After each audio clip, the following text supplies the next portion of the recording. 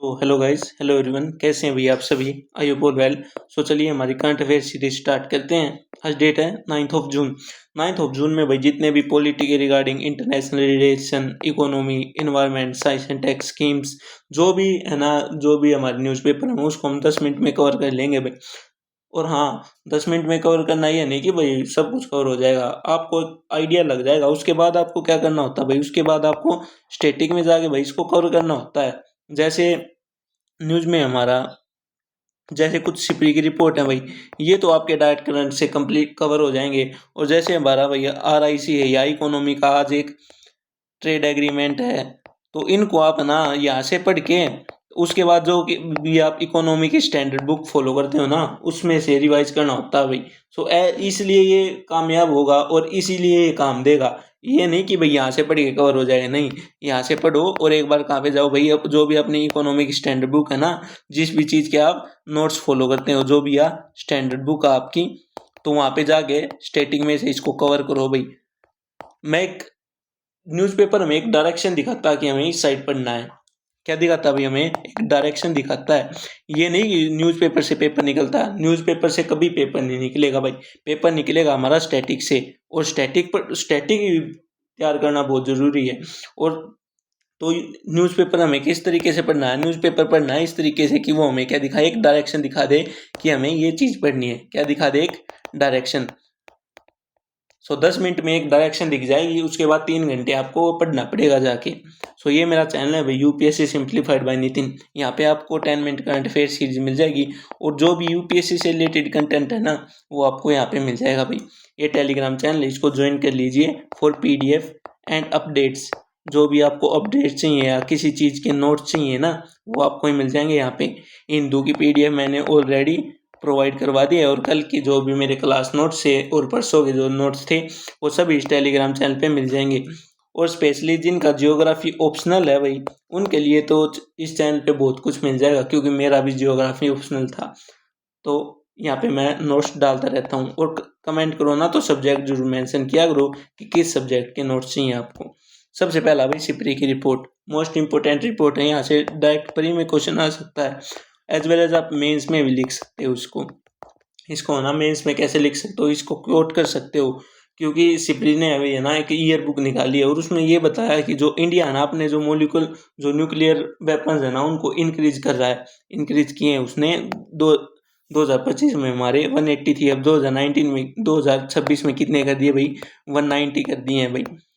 तो इंडिया अपने वॉरेट बढ़ा रहा है। तो ये रिपोर्ट क्या होती है भाई? Stockholm international peace research institute जो ईयरली अपनी बुक निकालता है, और उसमें जो भी न्यूक्लियर वेपन से रिलेटेड जो भी, मतलब जो भी डिस्ट्रक्शन वाले पेज होंगे ना, जो मतलब जो भी आर्म्स हो गए, जो भी वेपन्स हो गए, और जो भी ये न्यूक्लियर वेपन्स हो गए, इनके रिगार्डिंग जो सिपरी की रिपोर्ट है ना, वो बहुत फेमस रिपोर्ट है।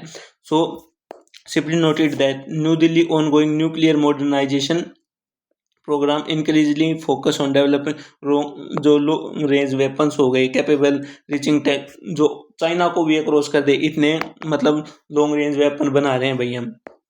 Beyond nuclear domain, India retain first position as world fifth largest military spender. India की भाई 5वीं लार्जेस्ट मिलिट्री है। सिपरी एस्टिमेटेड दैट, इतना ये कोई भाई वो नहीं, बस ऐसा मान लो कि जो हमारा मिलिट्री पे फंडिंग है ना, जो हमारी डिफेंस पे फंडिंग है, जो हमारी डिफेंस पे फंडिंग है, वो इंक्रीज हुई है 8.5%। कैसे फंडिंग हुई है? हमें खुद डेवलप किया है या हम इम्पोर्ट कर रहे हैं? ये बताइए भाई। क्या इंडिया की जो फंडिंग है, मतलब इंक्रीज तो हुई है, ये मान लिया भाई, हाँ इंक्रीज हुई है, बट वो कैसे? पॉजिटिवली इंक्रीज हुई है या नेगेटिवली इंक्रीज हुई है? नेगेटिवली किस सेंस में कह रहा हूँ भाई मैं? क्या ये फंडिंग जो इंक्रीज हुई है वो इम्पोर्ट की फंडिंग है, या हमारे R&D पे फंडिंग हुई है, या जो हमारा रिसर्च मॉलिक्यूल होगा ना, जो ये फंडिंग है, क्या ये रिसर्च पे फंडिंग हुई है या हमारा इम्पोर्ट इंक्रीज हुआ है? इसका कमेंट में बताइए भाई। क्या ये मतलब इस सेंस में कह रहा हूँ मैं नेगेटिव कि हमने भाई इम्पोर्ट किया हो, इम्पोर्ट किया तो मतलब ये नेगेटिव है, क्योंकि हमारे देश से पैसा जा रहा है ना। रिसर्च एक तो अब भाई अपना खुद गाओ, तो इसको कह रहा हूँ मैं पॉजिटिवली फंडिंग। आप बताइए ये पॉजिटिव फंडिंग है या नेगेटिव फंडिंग है? India also retain the world second largest importer of major arms. 2021 से 25 तक भाई सेकंड जो इम्पोर्टर है ना, लार्जेस्ट इम्पोर्टर, वो इंडिया है। और फर्स्ट पे कौन है भाई? फर्स्ट पे हमारा यूक्रेन। क्यों भाई यूक्रेन? क्योंकि जो यूक्रेन का रशिया से वॉर चल रहा है ना, यहाँ पे सभी भाई इसको वेपन सप्लाई कर रहे हैं भाई यूक्रेन को। जैसे यूएसए है, यूएसए ने भी पहले यूक्रेन को क्या किया, वेपन सप्लाई की है, उसके बाद जो उसके क्रिटिकल मिनरल्स है उनको ले लिया भाई। तो यही है, यूक्रेन हमारा फर्स्ट इम्पोर्टर बन चुका है। क्यों? क्योंकि इस ये यूक्रेन रशिया वॉर चल रहा था ना, इस वजह से, और इसीलिए हम सेकंड नंबर पे, वरना फर्स्ट नंबर पे कौन आता है? India. As compare to China, हम चाइना से कंपेयर करते हैं भाई, क्योंकि हमारा कंपटीशन कौन रहा है भाई? हमारा कंपटीशन है चाइना के साथ। The report said that 9 nuclear arm state, 9 nuclear arm, जो नो स्टेट है ना, मतलब जो 9 देश हैं उनके पास न्यूक्लियर है। ये याद कर लेना भाई, किन किन के पास। कोई भी पूछ सकता है, यूपीएससी नहीं, जनरली कोई भी, जैसे कोई भी चलता फिरता पूछ ले भाई कितने देश के पास न्यूक्लियर है। आप तो यूपीएससी की तैयारी कर रहे हो ना, तो बताओ भाई कितने स्टेट के पास न्यूक्लियर है? तो हमारे यूएस के पास, Russia, United Kingdom, France, China, India, Pakistan, North Korea and Israel, इन सभी के पास क्या है भाई? Nuclear weapon. सो हम अगर चाइना को देखें ना, तो चाइना के लिए क्या है भाई? हमारा SIPRI identify 66 state as supplier of major arms. और चाइना हमारा कहाँ आता है भाई? सप्लायर में आता है। वो देश जो हमारे साथ आज़ाद हुआ भाई, मतलब जो हमारे साथ, जिसने इंडिपेंडेंस प्राप्त की, आज वो मेजर सप्लायर। पहले जो चाइना था ना, वो भी इंपोर्ट करता था वेपन्स को, लेकिन अब चाइना ने भाई सप्लायर में आ गया। उन्होंने इतना रिसर्च एंड डेवलपमेंट किया, उतना इन्वेस्ट किया, वो पॉजिटिवली इन्वेस्ट किया भाई। उन्होंने पॉजिटिवली अपने खुद पे डोमेस्टिक मैन्युफैक्चरिंग पे फोकस किया भाई। और इंडिया क्यों नहीं बना पाया भाई खुद? ये क्वेश्चन इकोनॉमी का बड़ा फेमस क्वेश्चन है। इकोनॉमी का क्या सभी जगह आ जाता है ये question. Why India do not manufacture, जो हमारा इंडिया है ना, why India do not focus on manufacturing? क्यों फोकस नहीं कर पाया मैन्युफैक्चरिंग पे? क्योंकि हम दोनों साथ आज़ाद हुए थे, इंडिया एंड चाइना। आप दोनों की बात नहीं कर रहा मैं, हम दोनों की, मतलब इंडिया की एंड चाइना की। तो हम, जो हमारा नेबर कंट्री है जो चाइना है, वो हमारे साथ आज़ाद हुआ था, और वो आज के टाइम पे जो हमारा इम्पोर्टर बन चुका है, वो क्या, वो एक्सपोर्टर बन चुका है भाई। किसका? आम का, और सभी चीज़ों का एक्सपोर्टर है भाई वो। क्या कुछ नहीं आता चाइना से? सब कुछ चाइना से आता है। तो बताइए भाई, कमेंट में बताइए भाई। बहुत अच्छा क्वेश्चन है, कोई भी जनरली आपसे पूछ सकता है भाई।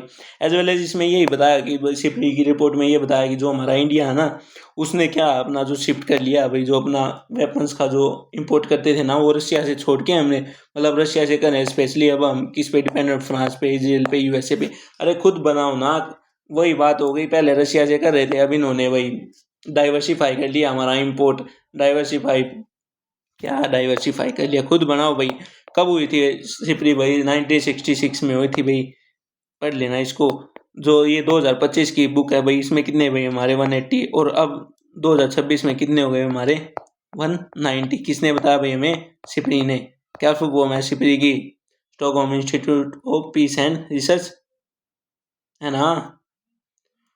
तो ये भाई 1966 में हुआ था। अगला भाई हमारा RIC भाई। इस पे पहले मैं आपको ये समझाता हूँ, इसको तो बाद में पढ़ेंगे। RIC क्या है भाई? RIC एक ग्रुपिंग है, Russia, India and China. Russia and China, ये इन तीनों देश की ग्रुपिंग है। एज वेल एज यहाँ पे देखिए, ये तो RIC है, और ये है क्वाड, जिसमें यूएसए है, ऑस्ट्रेलिया, जापान एंड इंडिया। अब देखिए, India act as a bridge, एक ब्रिज का काम कर रहा है भाई। इंडिया कैसे ब्रिज का काम कर रहा है? जो हमारा यूएसए है, चाइना एंड रशिया, इन तीनों ही नहीं बनती ना भाई, बिल्कुल नहीं बनती। और हम एक ब्रिज का काम कर रहे हैं। कैसे? हम RIC को भी हैंडल कर रहे हैं, हम क्वाड को भी हैंडल कर रहे हैं। क्वाड एक ग्रुप है, किसके खिलाफ? चाइना के खिलाफ। और RIC किसके खिलाफ है भाई? हमारा जो वेस्टर्न डोमिनेंस है ना, जो वेस्टर्न डोमिनेंस है उसके खिलाफ। वेस्टर्न डोमिनेंस मतलब जो भी हमारा यूएसए है ना, जो यूएसए का डोमिनेंस है, जैसे डॉलर है, डॉलर हर जगह पे जा रहा भाई। किसी चीज का ट्रेड कर लो, डॉलर की जरूरत है। और क्वाड किसके लिए भाई? चाइना को टैकल करने के लिए। जो भी इंडो पैसिफिक रीजन में आएगा ना, इंडो पैसिफिक रीजन में जो भी मैरीटाइम सिक्योरिटी के रिलेटेड है, वो क्वाड है, क्वाड कंट्री है भाई, क्वाड रिलेटेड। तो ये किसको काउंटर करने के लिए? काउंटर करने के लिए चाइना को। और RIC किसको काउंटर करने के लिए? RIC वेस्टर्न डोमिनेंस को काउंटर करने के लिए। वेस्टर्न डोमिनेंस कौन है भाई? यूएसए। एंड चाइना को काउंटर करने के लिए कौन है भाई? क्वाड है। और यूएसए को काउंटर करने के लिए RIC। सो अब इंडिया को देखिए, इंडिया दोनों ग्रुप में कॉमन है, और दोनों ग्रुप में कॉमन है तो इंडिया के पास एक स्टैंस है ना, एक टाइम ऐसा आएगा कि उसको ना एक साइड जाना पड़ेगा, सही तो RIC की तरफ चला जाए, या फिर कवाड मतलब जो भी USA के लेट चला जाए, या फिर रशिया एंड चाइना। तो आप बताइए भाई, US जो हमारा इंडिया उसको किसकी तरफ जाना चाहिए? मैं प्रेफरली बताता हूँ भाई, मैं अपना ओपिनियन रख रहा हूँ यहाँ पे, किसी और का ओपिनियन नहीं है। मेरा ओपिनियन ये है कि जो चाइना है ना, जो चाइना है उसके साथ हमारे बॉर्डर डिस्प्यूट हैं भाई। किसी भी कंट्री के साथ अगर हमारे लैंड डिस्प्यूट होते हैं ना, वो बहुत खराब होते हैं। और वैसे USA है, USA के साथ हमारे कोई लैंड डिस्प्यूट नहीं है। और अगर कल को अगर चाइना को काउंटर करना है ना, तो हमें USA की जरूरत पड़ेगी, क्योंकि रशिया के पास अब वो पावर नहीं है, क्योंकि रशिया यूक्रेन वॉर में रशिया भाई गोडे टिक चुके हैं बिल्कुल। तो अगर हमें सपोर्ट करेगा, तो अगर चाइना को काउंटर करना तो हमें कौन सपोर्ट करेगा? USA। बट USA पे भरोसा नहीं कर सकते। ये USA है जिसने ना पाकिस्तान को सपोर्ट किया था जब इंडिया एंड पाकिस्तान का वॉर चल रहा था, एंड ड्यूरिंग ऑपरेशन सिंदूर के टाइम पे भी जो हमारा USA है ना, वो उसको पाकिस्तान को सपोर्ट कर रहा था। तो आप बताइए भाई, किस तरफ जाने में फायदा है इंडिया को? क्योंकि फंस गए यहाँ पे। और UPSC एस्पिरेंट हो आप, we are prepare for UPSC, कोई IFS के लिए भी प्रिपेयर कर रहा हो अभी। तो फॉरेन सर्विस में अगर आपसे ये क्वेश्चन पूछ लें कि इंडिया को किस साइड जाना चाहिए, आपका टिल्ट बताइए किस तरफ होगा? चाइना की तरफ होगा या USA की तरफ होगा? आई एम वेटिंग, बताइए भाई, कमेंट करके बताइए कि हमें चाइना की तरफ जाना चाहिए या USA की तरफ जाना चाहिए। क्योंकि दोनों एक कमियां ये बता दी, चाइना के साथ हमारे बॉर्डर डिस्प्यूट हैं। क्या डिस्प्यूट है? हमारे बॉर्डर के डिस्प्यूट हैं। USA पे हम भरोसा नहीं कर सकते भाई। क्यों भरोसा नहीं कर सकते? क्योंकि ये USA है भाई, जिन्होंने पाकिस्तान को सपोर्ट किया हर चीज में। बताइए भाई, एंड चाइना भी सपोर्ट कर ही रहा है भाई पाकिस्तान को। तो बताइए हमें किस साइड जाना चाहिए, इसका भाई इंतजार रहेगा कमेंट में। तो क्या भाई, China and India stick to right strategic preparation, they are not revivals. ये भाई चाइना के जो फॉरेन मिनिस्टर है ना, उनकी स्टेटमेंट है कि वे भाई कोऑपरेटिव पास जो वे है ना, कोऑपरेशन पार्टनर बन सकते हैं, नॉट रिवाइवल। मतलब दुश्मन नहीं भाई, मतलब सीधी बात है, दोस्त बन के काम करो। ये पढ़ लेना भाई। The China and India border situation moment generally stable. हाँ, एक चीज फोकस करना, क्योंकि जो चाइना एंड इंडिया है, वे अपने जो रिलेशन है उनको बहुत बेहतर करने जा रहे हैं। क्योंकि 2020 के जो गलोन वैली का इंसिडेंस हुआ था ना, उसके बाद जो दोनों कंट्री ने अपनी जो बॉर्डर है ना, जो बॉर्डर डिस्प्यूट थे, उनको स्टेबल किया। कहीं ना कहीं ये RIC की तरफ भाई फोकस कर रहा है, क्योंकि इंडिया का टिल्ट किस साइड जा रहा है भाई? चाइना की साइड। क्योंकि रिसेंटली ना जो हमारा इंडिया एंड चाइना है, उसने अपने बॉर्डर को डिस्प्यूट को बिल्कुल सोल्व कर लिया है, और बिल्कुल स्मूथ कम्युनिकेशन स्टार्ट हो गया भाई। RIC कब हुआ था भाई? 1990 में, मतलब स्टार्ट हुआ था फॉर्म होना। क्यों? जब जो हमारा USSR ना, जब उसका कोलैप्स हुआ उसके बाद। 2000 में ये स्टार्ट हो गया था भाई।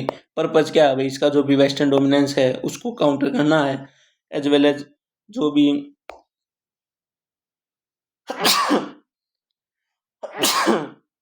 सॉरी भाई, ये भाई क्या कहते हैं, इनएक्टिव हो गया था जो भी इंडिया चाइना गलोन वैली के इंसिडेंट्स थे ना, उनकी वजह से। बट अब जो चाइना एंड इंडिया है ना, वो अपने जो बॉर्डर डिस्प्यूट है उनको स्मूथ कर रहे हैं। सो इसी वजह से RIC का रिवाइवल हो गया भाई। क्या हो गया भाई? हमारा RIC का रिवाइवल हो गया। और इसका आप कमेंट में बताइए भाई, इंडिया को किस साइड जाना चाहिए, किस साइड उसको फायदा है? IFS वालों, इंडिया एंड ओमान की लोकेशन पता होनी चाहिए, क्योंकि ये ओमान की लोकेशन तो सबको पता होगी भाई, क्योंकि न्यूज में ही था जो US एंड ईरान का वॉर चल रहा था उसके कारण। सो क्या भाई, इंडिया एंड ओमान के बीच में एक पार्टनरशिप एग्रीमेंट साइन हुआ, कंप्रेसिव इकोनॉमिक पार्टनरशिप एग्रीमेंट। अब ये है भाई, इसने भाई डायरेक्शन दे दी हमें कहाँ पे पढ़ना जाके। अब यहाँ से हमें डायरेक्शन मिल गई, अब हमें क्या करना भाई, हमारी जो स्टेटिक है ना उसको खोलो जाके, एंड ट्रेड एग्रीमेंट पढ़ो भाई, कितने टाइप के ट्रेड एग्रीमेंट हैं। और यहाँ से UPSC डायरेक्ट क्वेश्चन पूछता है भाई। ये भाई हायरार्की ऑफ ट्रेड एग्रीमेंट आ गई। PTA प्रेफरेंशियल ट्रेड एग्रीमेंट, जिसमें भाई टैरिफ रिड्यूस होते हैं विल कुछ सर्टेन गुड्स पे, सभी पे नहीं, सर्टेन गुड्स पे। उसके बाद भाई फ्री ट्रेड एग्रीमेंट है, मोस्ट ऑफ गुड्स पे हो जाते हैं भाई इसमें। फिर ये सिपा है, फिर कस्टम यूनियन है, इकोनॉमिक मार्केट है, कॉमन मार्केट होगी, और यूरोपियन यूनियन, जिसमें भाई डीपेस्ट लेवल ऑफ इंटरेक्शन। अब ये हम आपके लिए डिफरेंस ले आया हूँ भाई, क्योंकि comprehensive economic cooperation agreement and comprehensive economic partnership agreement. क्या साइन हुआ भाई? सिपा साइन हुआ है। क्या भाई ये? इसमें जो ट्रेड होता है जैसे CECA है, इसमें ट्रेड क्या होता है भाई? मेनली जो हमारा गुड्स में और जो टैरिफ रिडक्शन हो गया ना उनमें होता है, लेकिन CPA भाई ब्रॉडर माइंड है, मतलब ब्रॉडर है। इसमें क्या होता है भाई? हमारे गुड्स प्लस सर्विस में एज वेल एज जो इंटेलेक्चुअल प्रॉपर्टी राइट होते हैं ना, जो IPR राइट होते हैं, उनके तहत भी जो हमारे जो एग्रीमेंट है ना वो हो जाता है। कवरेज क्या है भाई? इसके नैरोअर है, क्योंकि इसमें हम गुड्स एंड टैरिफ्स के रिगार्डिंग करते हैं, लेकिन सेपा में हम गुड्स प्लस सर्विस प्लस में IPR इन्वेस्टमेंट और अदर, तो ये ब्रॉडर हो गया भाई। सो इसको पढ़ लेना भाई अपनी स्टैटिक में जाके। तो सिंपल ही है भाई। PTA में क्या होता है भाई? टैरिफ रिड्यूस होता है बट सर्टेन गुड्स पे। और FTA में क्या होता है भाई? मोस्ट ऑफ गुड बट कुछ गुड रह जाते हैं। जैसे अगर किसी के साथ हम इंडिया वाले साइन करेंगे तो एग्रीकल्चर को हम उसके से आउट रखेंगे, क्योंकि एग्रीकल्चर हमारे देश के लिए बहुत इंपॉर्टेंट है, क्योंकि हमारी आधी से ज़्यादा आबादी एग्रीकल्चर में लगी हुई भाई। अगर इसमें हम इम्पोर्ट वो कर देंगे ना ऐड, तो भाई यहाँ पे नुकसान हो जाएगा हमारे फार्मर्स को। सो ये क्या भाई? Additional agreement like regulatory issue, service, investment भाई IPR के रिलेटेड हो गया। जीरो ड्यूटी ट्रेड हो गई किसमें? हमारी कस्टम यूनियन में। बताइए, custom union and European union, जिसकी भाई जो फाइनेंशियल मार्केट है ना, यूरोपियन यूनियन क्या है भाई? सर्टेन कंट्रीज का ग्रुप है जिसमें, हाँ, यूरोपियन यूनियन से भाई UPSC में क्वेश्चन था 2026 में, लेके आऊंगा वो। बिल्कुल सडनली याद आया भाई, UPSC में क्वेश्चन था डायरेक्ट। सो इसको पढ़ लेना भाई जाके, जो भी ट्रेड एग्रीमेंट है ना यार, एक बार कवर कर लो जाके, 1 महीने बाद फिर पढ़ लेना, न्यूज में आ जाएगा, मैं बता दूंगा। और ओमान की लोकेशन ये Arabian sea, gulf of Oman, and ये पर्शियन गल्फ। यहाँ पे state of Hormuz, state of Hormuz से भी UPSC 2026 में प्रश्न था। देखो UPSC डायरेक्ट आपको वो डायरेक्शन दे रहा कि मैं क्वेश्चन कहाँ से पूछता हूँ, जो न्यूज में वहाँ से क्वेश्चन पूछता हूँ, और डायरेक्शन मैं भी दे रहा हूँ आपको। जाके ट्रेड एग्रीमेंट पढ़ लेना। ट्रेड एग्रीमेंट नहीं पढ़ा तो फेल हो जाओगे, जैसे मैं हो गया 2026 के प्री में। अरे नहीं मजाक कर रहा हूँ भाई। सो भाई निकोबार प्रोजेक्ट न्यूज में है। ये भाई क्या कर रहे हैं भाई, पता नहीं हमको तो भाई। देश का बिल्कुल भट्ठा बैठा हुआ है भाई, जैसे क्या कहते हैं, पहले कहते हैं वहाँ पे गलेथिया बे में भाई वे टर्टल्स हैं, अब कहते हैं भाई कुछ नहीं है वहाँ पे। तो भाई ये ग्रेट निकोबार प्रोजेक्ट है हमारा, ये सभी ने पढ़ लिया होगा भाई। 2 साल तो मेरे को पढ़ाते हो गए इसको, यहाँ पे नहीं, मतलब 2 साल मैंने कहीं और भी पढ़ाया है, कुछ सर्टेन चैनल पे भी पढ़ाया है भाई। तो 2 साल तो यार मेरे को हो गए पढ़ाते, क्या पता नहीं, तभी यार हर बार न्यूज में ला जाते हैं भाई। ये हमारा निकोबार हो गया, ये अंडमान हो गया, तो इनके बीच में ये भाई इसको जियोग्राफी को NCERT 11th क्लास वाली, और इसको पढ़ भगाना भाई। वैसे मलक्का स्टेट किस लिए है? कारा कनाल कहाँ पे है? कारा कनाल या कारा इस्थमस, क्योंकि अगर हम मलक्का स्टेट को मतलब मलक्का स्टेट पे फोकस करेंगे तो भाई, 1 मिनट,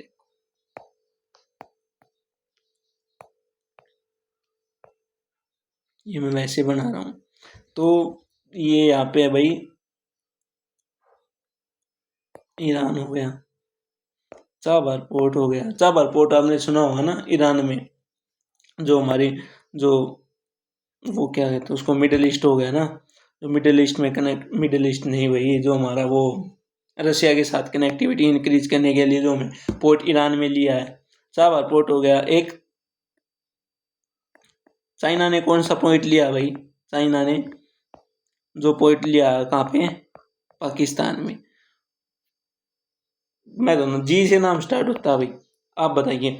तो अगर हम मलक्का स्टेट को अगर टैकल करेंगे ना, तो चाइना यहाँ से अपना सामान ले जाएगा। एक और कारा कनाल या कारा इस्थमस, सो ये भी एक पॉइंट है जो कि हमारा प्रेजेंट है। और अगर हम मलक्का जो चैनल मलक्का स्टेट होगी ना, उसको टारगेट करेंगे ना, तो चाइना के पास 2-3 और स्ट्रेटेजिक भी हैं जहाँ से वो अपना सामान या जो अपना इम्पोर्ट है या जो भी उसका ट्रेड है उसको कर सकता है। सो अगर हम निकोबार पे प्रोजेक्ट बना रहे हैं ना, तो ये चाइना को काउंटर करने के लिए थोड़ा कम लग रहा भाई मेरे को। बाकी आप बता दीजिए भाई कमेंट में। So thank you everyone. PDF आपको मिल जाएगी टेलीग्राम चैनल पे। अगर वीडियो अच्छी लगी हो तो चैनल को लाइक करें, शेयर करें, सब्सक्राइब करें। 10 मिनट की क्लास 20 मिनट की हो गई है, थोड़े दिन में ये 30 मिनट की हो जाएगी।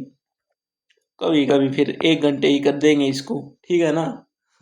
ऐसे ही प्यार बनाए रखें भाई, थोड़ा व्यूज़ पे ध्यान दें, थोड़ा क्लास पे ध्यान दें, थोड़ा सब्सक्राइब पे ध्यान दें। So thank you everyone.